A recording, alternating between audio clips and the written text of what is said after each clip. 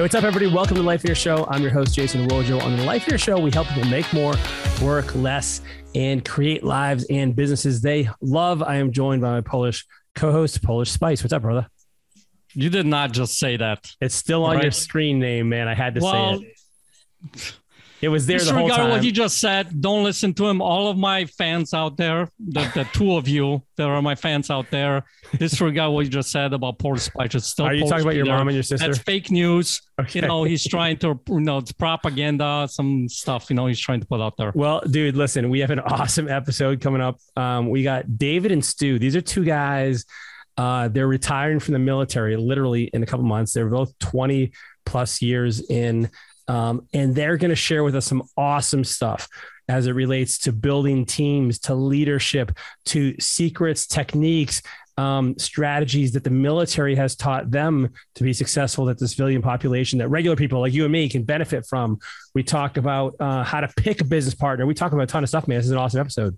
Yeah, I can't wait for you guys to listen to it because one of the coolest things that I get from these guys is they're humble and they're real. They have high integrity. So I love from those kinds of conversations to like, what does it look like to be your leader? What does it look like to be a team player? What does it look like to build your business?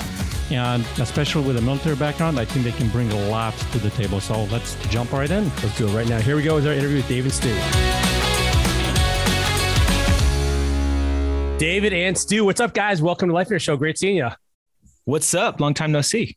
It has. What is up? Hey, man, I just have one question for you before we kick off. Do you guys usually have like a soundtrack playing for most of your guests, or are we just special?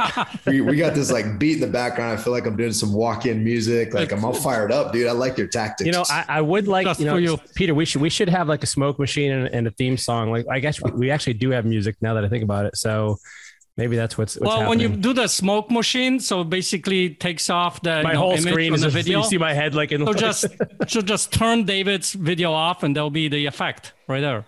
Right. Well, guys, listen. Like so so Peter, you met them first, right? Like you had a chance to meet them before I did. Yep. I met them through a mutual friend of ours. I think Steve Cook, introduced us, right? That's right. Yeah. To start having conversation, and I started talking to you guys, and so you know what? That I don't know which one. David is not so bad. Stu is, and they're kind of like one is, kind of helping each other and stuff. But here's on the serious side of things, man. You guys have created an amazing business, and from my conversations with you guys, I know your heart. You guys are both military, which is awesome to me because obviously you guys have, from my conversation with you, a lot of integrity. So before we get started, why don't you guys give us like a 5-minute overview, who you guys are and what's the business, and then we can dive into something on this podcast. Sure. Dave, you want to go? Sure. So who I am, so I'm David. I'm a 20-year active duty military member.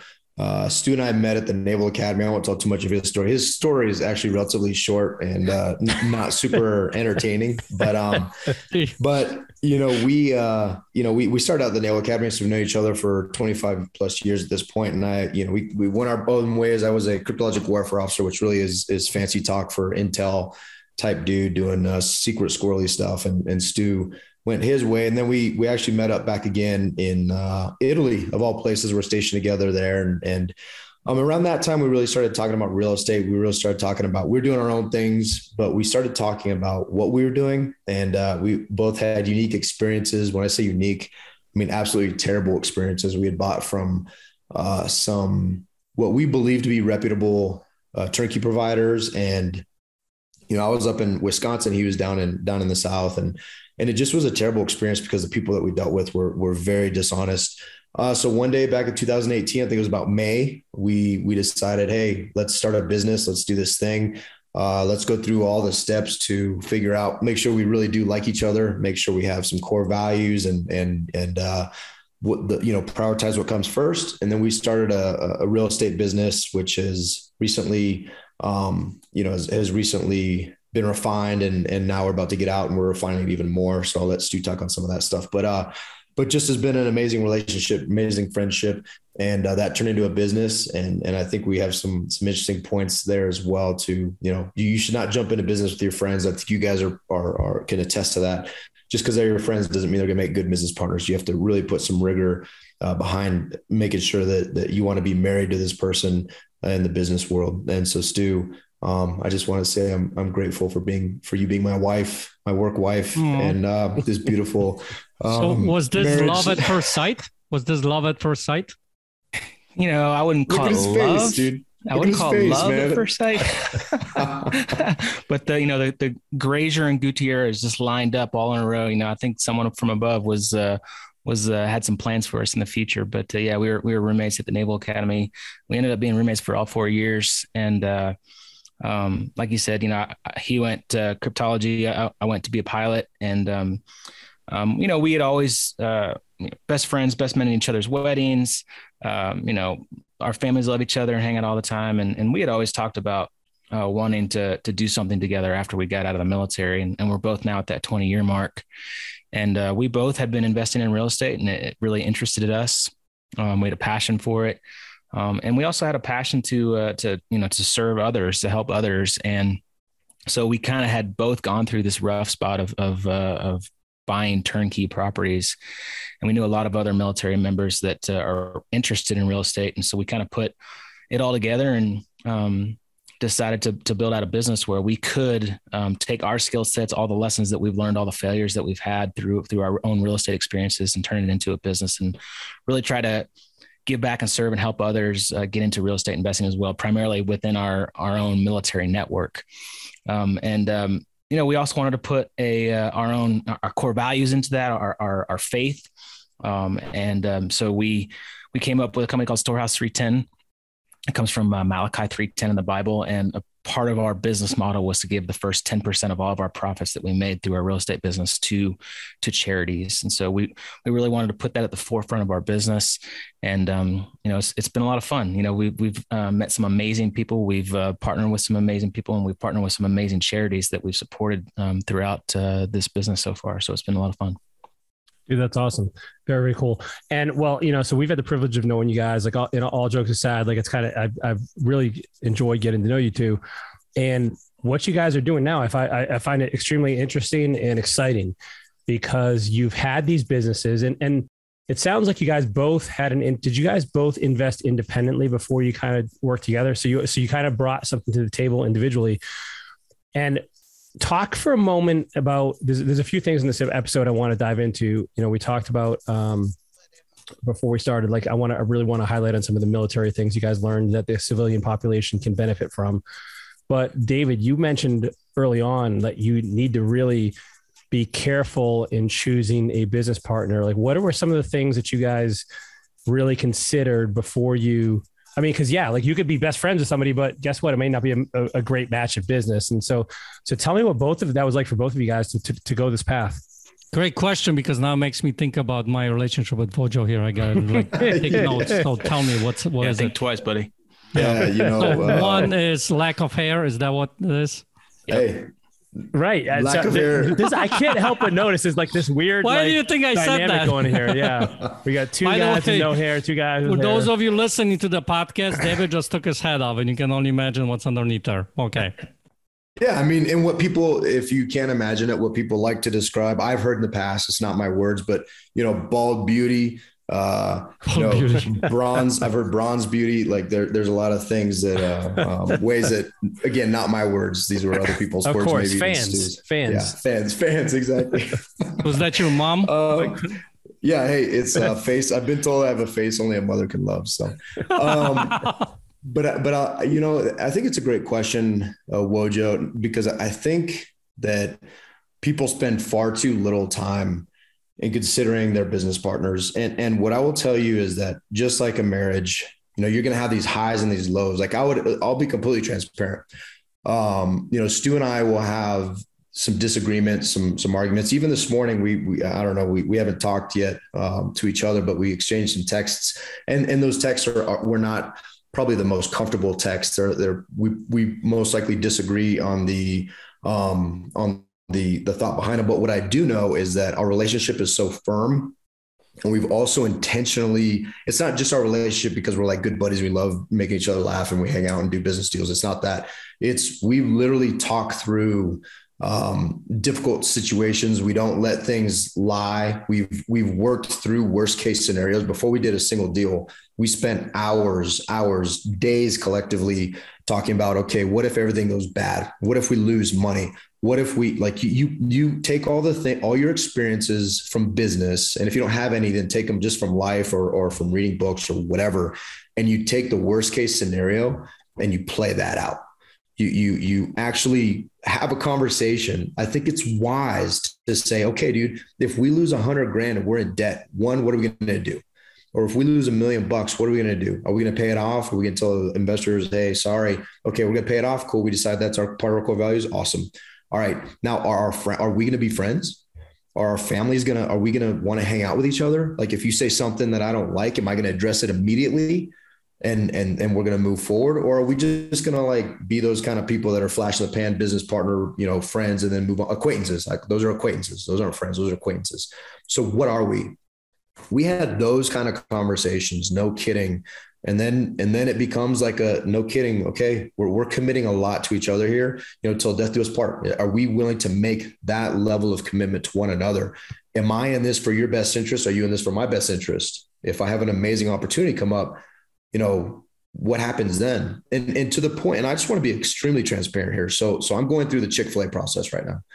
That could turn out to be a thing, right? If they accept me and whatever that process works out, well, that is now a significant decision point. Do you think Stu and I haven't talked about that? Do you think Stu and I have not, no kidding, had the discussion of, okay, if we do this, if I go down this path, if this opportunity presents itself, then, should I take it? Should I not necessarily should I take it, but if I take it, what happens to business? If I don't, what happens? If I do, how can we enhance our business? Are we still business partners? Blah, blah, blah. You help me with this. And, it's all these things. So there's nothing that's out of bounds. And if you're not willing to have those conversations with your business partner, then don't do it. Don't get into business. If you can't be uncomfortable, don't do it. Just like you shouldn't get married. If you don't want to be honest and open, don't do it. Dude, so Stu, when you heard that, were you like, well, I'm going to go get a Bojangles? Bojangles is delicious. I'm going to put you out, buddy. Yeah. No, man. I mean, just like David said, we've talked about every situation and scenario that's kind of come and gone. And, we, like you said, there's oftentimes that we disagree, but we work it out. And, we always said that, like, our friendship and our family come over everything, over money, over business. Yeah. Relationships are the most important thing to us. And, it's interesting that David and I are very different. We're very different people, and in business, that's probably a good thing. We complement each other. He was an English major in college, and I was an engineer in college. He was an English major? Yeah. David was an English major, right? He's a very visionary type person, 100,000 foot view on the world. And I'm more of like a checklist, nitty gritty action taker. And we look at things very differently, but we have these conversations, and we come together on where we're thinking on a business, and it actually complements the business very well. And so, I would say that's another thing to really look at if you are deciding to go into business together with somebody. Yeah, and I think more important, and sorry, no, go ahead, man. Interrupt, but one thing I think is bears conversation as well is I think a lot of people, what Stu what he described, people stop there.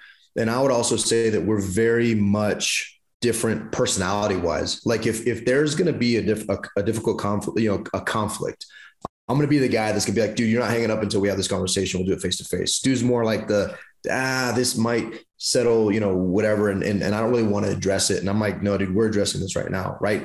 But what's good is that Stu knows that about me, and I know that about him. And really, when you get that to that level of relationship, you're also able to make better decisions, make them faster. Do you have trust? If you don't get to that level of relationship, like the trust piece. So Stu said right now, hey, dude, I put an offer on a house and didn't call me about it. Zero issues at all. Because that's where we're at. And if I did the same, well, there might be issues because I probably didn't analyze it like Stu did. but we know that, right? True. We know that about each other. So I think that this point cannot be emphasized enough, because I see too many people jump into partnerships, and dude, it ends really poorly. Yeah. And it's very hard to see. I think it's very hard to find those really, like you guys. I think why we connect, all of us connect, is because you guys remind us a lot of us, right? Not as good looking, but like, and maybe not as charismatic, but you guys remind us a lot of how we interact with each other as well. Right. Well, dude, listen, when you said it's like a marriage, it struck me. You guys heard the story. You came to the Get a Life Getaway. I shared my story of my, 3-page bullet point vision for my perfect wife.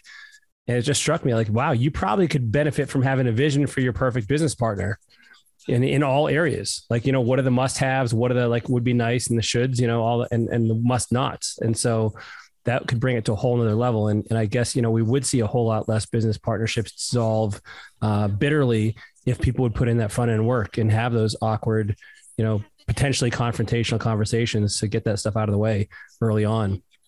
And the other thing that you mentioned, I think is really important too, is like, you had these what if conversations. And I think most people stop at like, hey, you do this and I'll do that. But that's very, very superficial. And you have to go way, way deeper than that. And so tell me a little bit about, so you guys have been partnering in business since 2018. Is that right? Yes. Correct. Okay. Yep.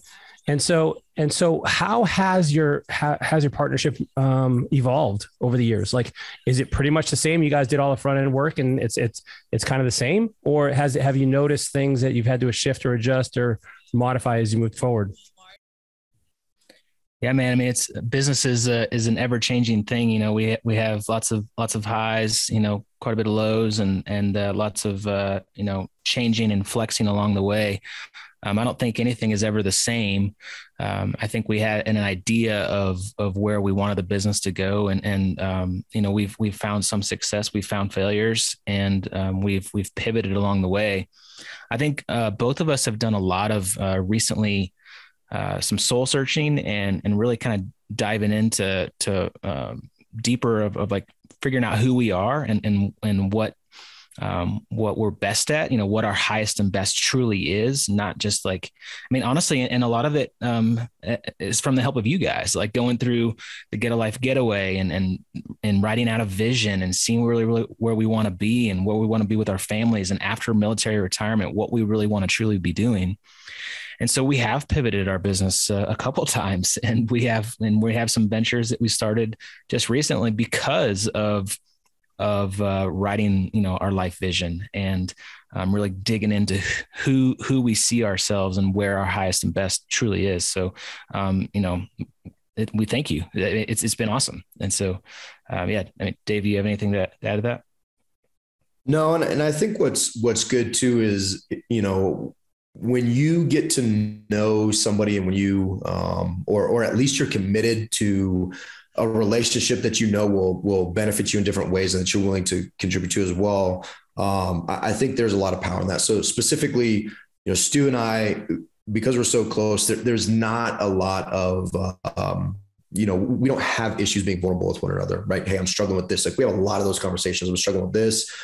This is where, with my wife, with my kids, with you as a business partner, like you think this way, I think this way, like we need to work through that. But also where you guys are concerned, I mean, and I'll Polish Pete, I'll kind of talk through something when you and I first met, but Jason, I just talked to you the other day. I was like, hey dude, can I have just a few moments of your time? Because you're also bald and beautiful. And we have a lot of things that I think are that we can relate on. And you really helped me to reframe the way I was thinking about a particular thing. And you're like, dude, you don't have an issue with this. I think this is more, where your focus should be. And that was hugely helpful. And then, Polish, I think our first interaction, I don't know if you remember, when I say it, I know you'll remember because it was so significant, but really our first couple of conversations were me rescheduling our podcast because of a significant military, one of our sailors, just to be frank, one of my sailors took his life. And that process was happening as we were trying to schedule a podcast. So I reached out to you directly, like, dude, I'm so sorry this is what happened.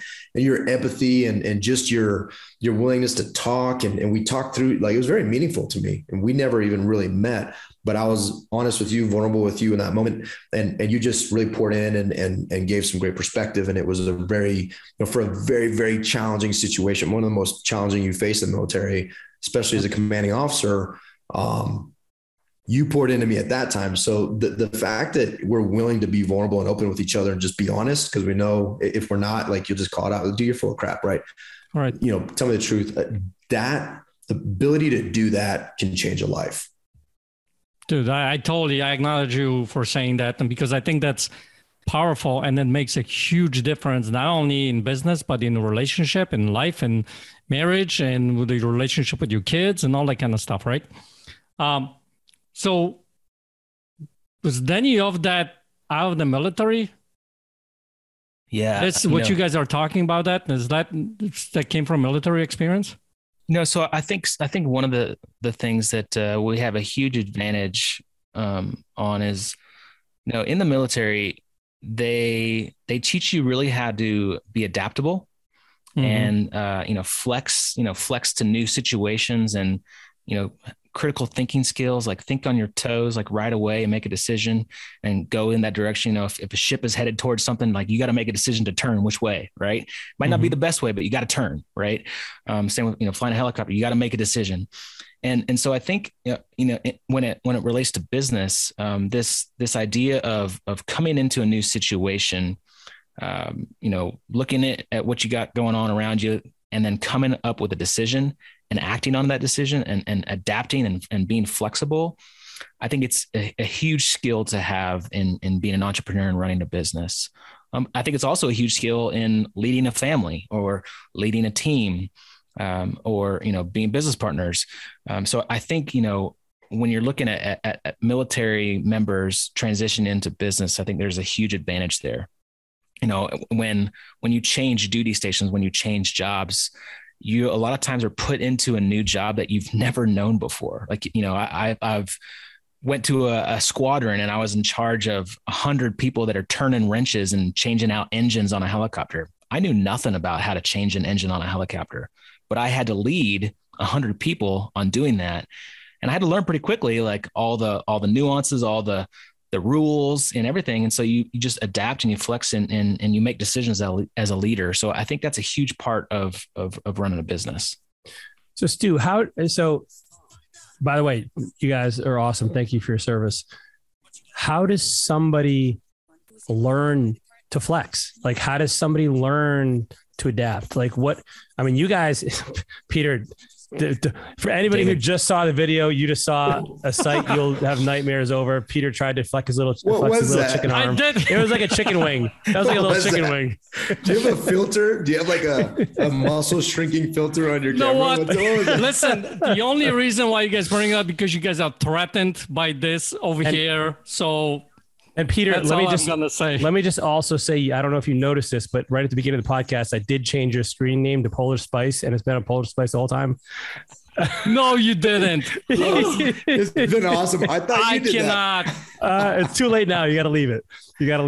So you guys will have to get the backstory another time. But listen, in all seriousness, you guys have had that advantage of like really getting some very specific, precise training that has been really, over 20 years, you perfected this. So can somebody learn this on their own? Like if they're not in the military, what are some suggestions or ideas you might have or advice? Dave, you could speak on it too, but I think one thing, practice, right? Like putting yourself into situations, putting yourself into hard situations on purpose that you might be not, super comfortable in, and just practicing, like we're by no means perfect at this, there's still lots of learning to be done. We make mistakes all the time, but I think if you don't put yourself in uncomfortable situations, you're never going to learn. And failing is the best way to learn, right? What I just heard, Stu, is like next time I'm like at a bar with Peter, I'm going to pick the biggest guy I can and go over to him and say, hey, that guy was talking about your mama. And, Yeah. and put Peter in the Bojo, if you really think about it, I've been doing this for years with you when we're at the bars, haven't I? Yeah, pretty much. That's fair.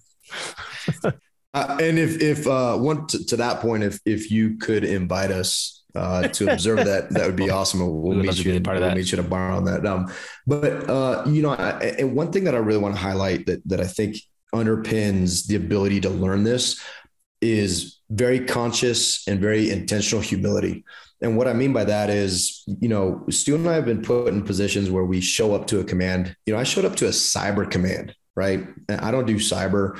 These dudes, a lot of my enlisted sailors are working for me. A lot of the officers have degrees in computer stuff and cyber stuff and networks. I don't.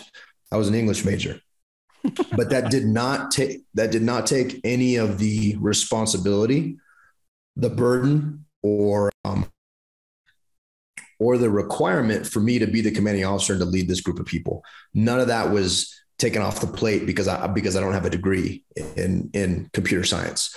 And so going into a situation, any situation, humbly, and if you're coming into real estate and you're new at it and you haven't made the decisions, you haven't had the practice, as Stu highlighted, what you do have is you can come in to a network, you could come into a group, a mastermind, you could come into whatever, and you could walk into a bank and go try to meet a banker to figure out how the banking works in finance, and be humble and be like, you know what?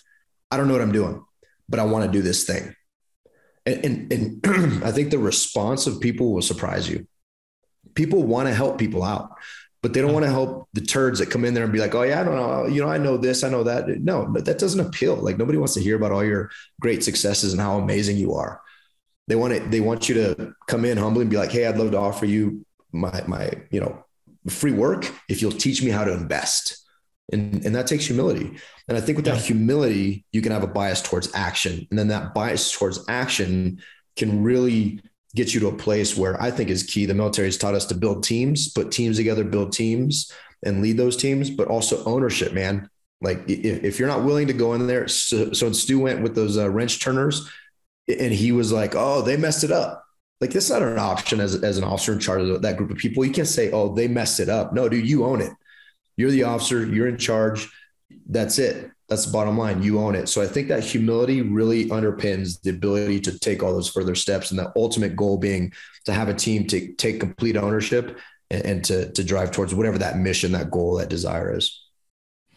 Man, I think that's huge that you said that, because one, I hear that fake it till you make it doesn't work, right? And then two, the humility is actually a leadership strength, right? To be able to take that on, because when you look from that eyes, whether it's your team, whether it's business partners or whoever it might be, I think you can actually really see who the people are, right? And be able to elevate them, to be able to, to show them how they need to perform or whatever it might be, right? Yeah. And I don't know why that term has even gained so much traction, the fake it till you make it. I think it's garbage, because if you think about the people that you want to interact with and do business with, do you want to do business with a bunch of fakers, like, that are using your time and your energy so that they can fake it till they make it? What does make it mean? It's so ambiguous. What does fake it mean? I don't want a bunch of fakers, man. I want genuine individuals who I can form a team with. And then we all have collective ownership to achieve this higher standard, this higher goal, whatever it is, buying houses, building teams, creating masterminds, enabling freedom. Like, that's what I want to be surrounded with, not a bunch of fakers. So I'm not really even sure why people even enjoy that phrase. I can't stand it. Right on. So tell me a little bit about, you mentioned building teams, and I'm guessing, and you guys you just mentioned masterminds, David. And so tell us a little bit about how this plays together in either terms of the success at executing a mission in terms of being around the right people, or how that affects you as an individual, whether you're a leader or part of that team. Yeah. And I'll defer to Stu on the, on kind of the, to do it on your own, the ability to do that, to be a highly capable individual that can do that, and then still choosing a team. For me though, I am not that highly capable, and I love people. Right. I love relationship.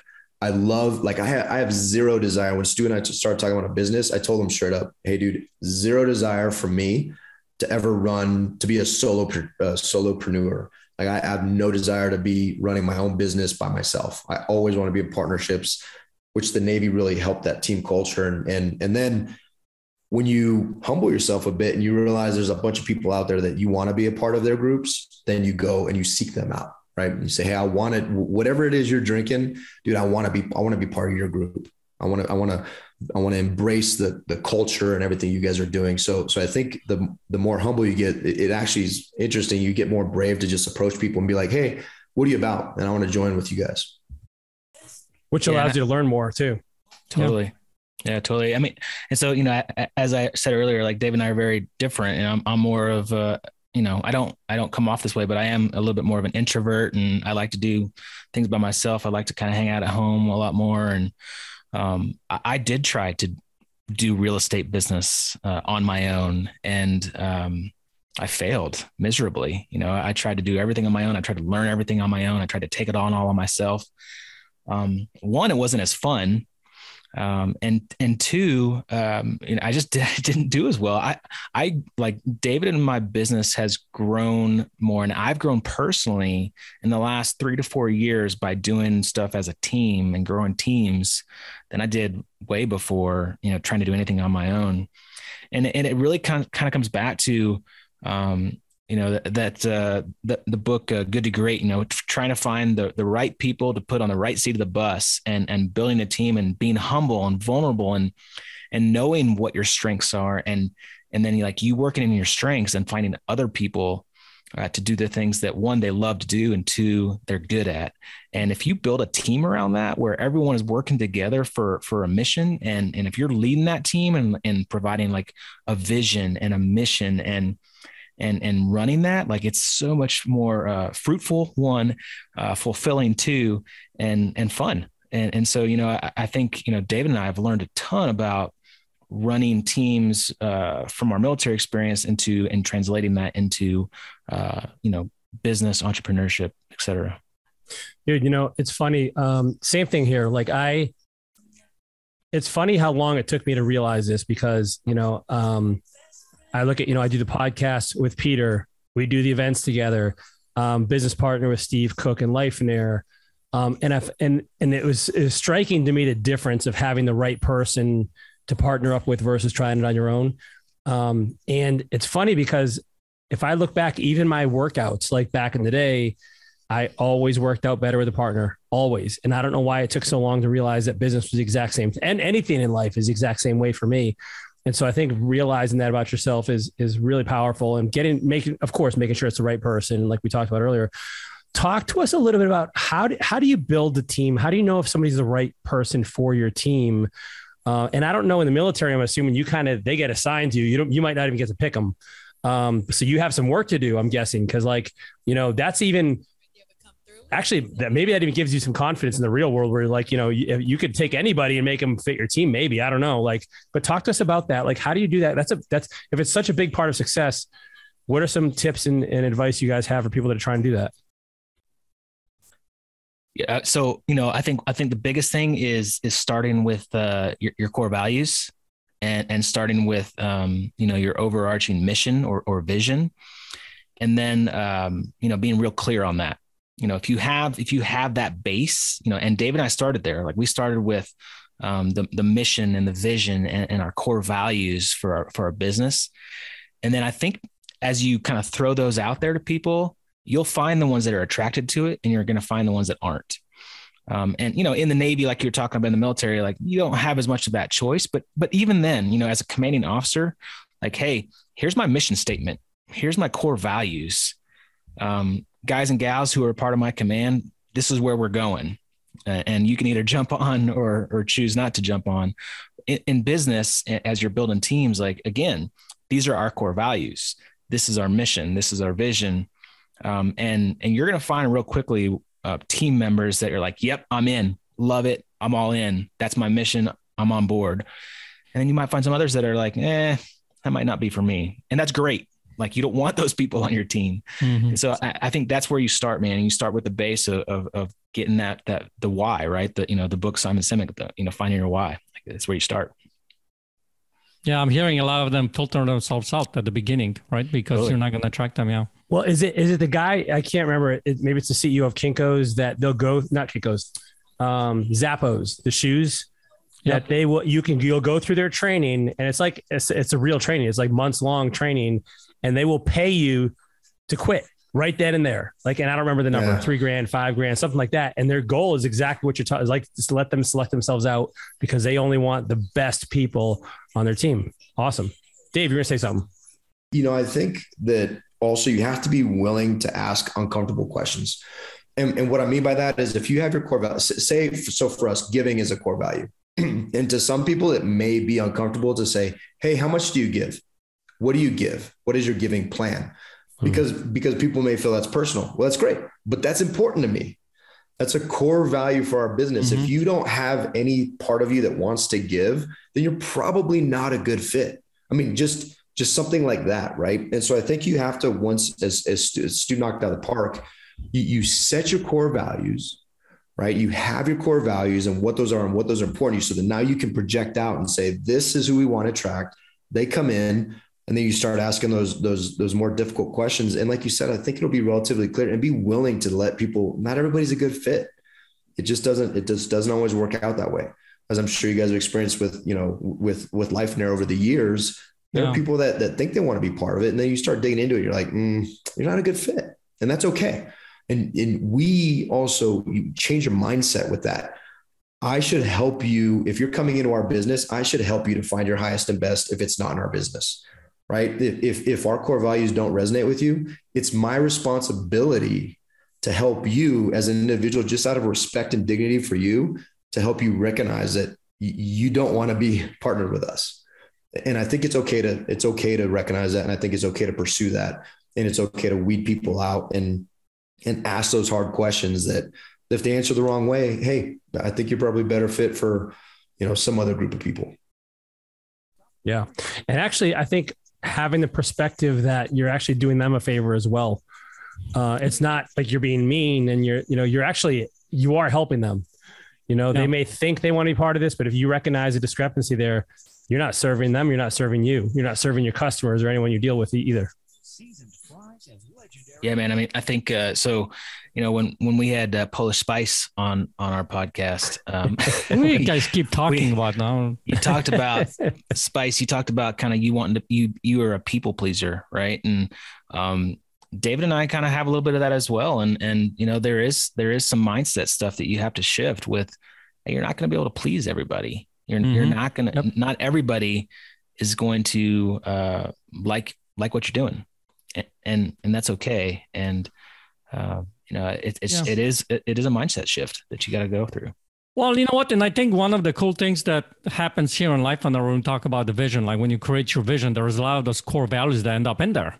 Yeah. Whether we realize it or not, there's those core values that kind of tend up to be in there, right? Because you start discovering like how important your relationships are and what's important to you and those kinds of things. So when you are going in, we talk about creating a vision for your business. Those core values end up in there as well. So you start to look at who do I need to become and who do I need to attract to be able to go and make this reality, right? And make this business work. And, like you guys are saying, that helps. Also, it's very important to figure out, okay, who do I don't want, right? Mm-hmm. Because then it really gets you clear on what kind of people show up in your business. Totally awesome. And I mean, I know we're running out of time here, but you guys are doing some awesome stuff. Tell me, how does your podcast fit into this? There you go. Yeah. The podcast, I think what Stu and I, what we really are at the core is we're growth-minded individuals who want to be better. Right. And that was in the military. We want to be the best that we could. We want to serve the best that we could. We want to serve our sailors. We want to, and it wasn't always about achieving the rank. Like that's a normal part of, the growth in your career, but it's how many people can I help? How many people can I serve? And that service-minded aspect of us is shifted, but part of that service is to be the best servant. You got to be the best version of yourself, right? And to be the best version of yourself, you got to grow. And so for us, the podcast has really been this amazing. I'll tell you, when we started, it was terrible, right? It was a terrible, we had these set questions. Our personalities still is, right? Yeah, it's still terrible, but our personalities we didn't allow them to really be who we are and free ourselves to where it is kind of now. Right.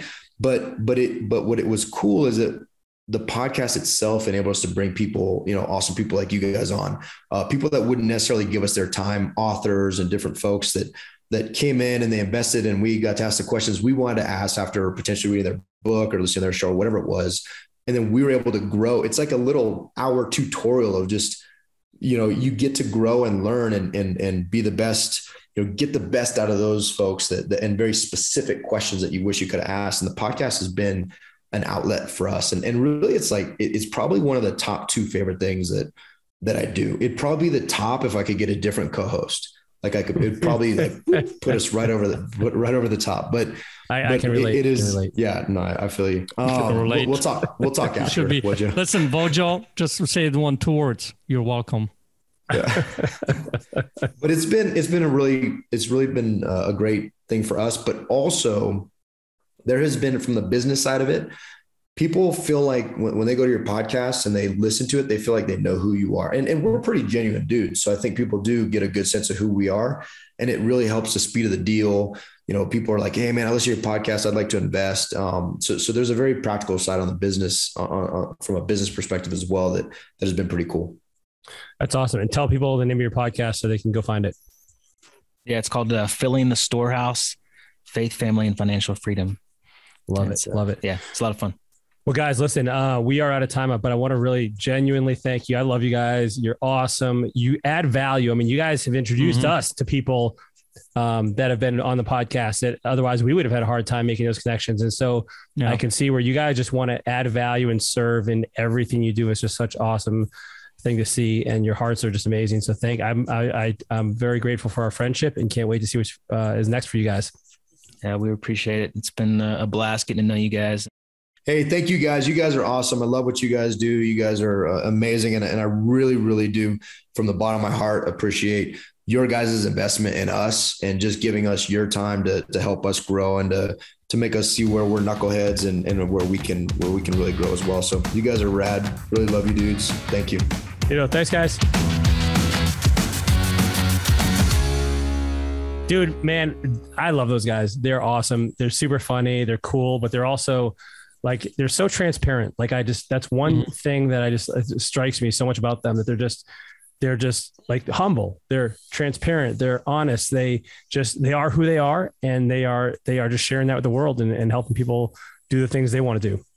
Yeah. And you know what, if I think about it, back in the day when I first finally learned just that one thing about being humble, being transparent, and just listen, it makes a huge difference to you as a person, to you as a business owner, to be able to go run business. Because think about it this way.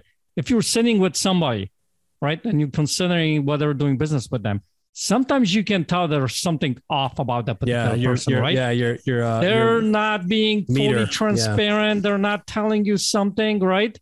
And you choose not to do business with. So then on the other hand, you choose to sit down with somebody and, like, for instance, those two guys, I wouldn't have any reservations about, talking with them about business and things like that, because I feel like they're being transparent, right? Right. So I think that humble transparency, integrity speaks huge volumes, and that helps you become more successful in business and life. Dude, and they talk about, this whole fake it till you make it. You brought that up.